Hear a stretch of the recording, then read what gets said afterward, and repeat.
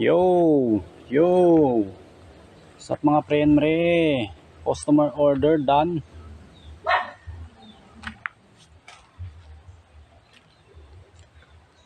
Two pieces D5, one sub tsaka one mid high, bound to Lapu-Lapu, Cebu.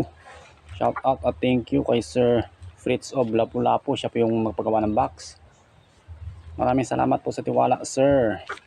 Tsaka isang pirasong D4 mid high, bound to Antique. Shout out at thank you kay Sir Cell of Antique, siya po yung nagpagawa ng box. Maraming salamat po sa tiwala, sir.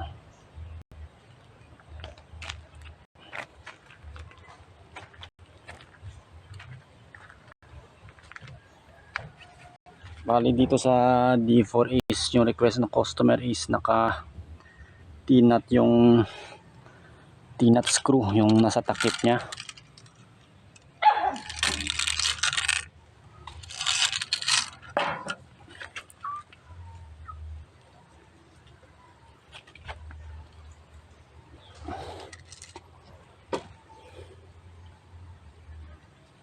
Sa mga gusto magpagawa, PM na kayo sa may FB account ko sa may Rem Lamelo.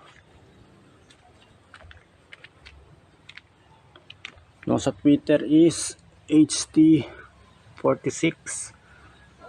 Bullet type siya. Yung sukat ng bullet is 6 yung lapad, 7 yung taas, tapos harap mula palikod is 5 inch. Dito is HT46 din yung sukat ng Twitter, pero nakapatayo siya, nakapatayo yung paglagay ng Twitter niya.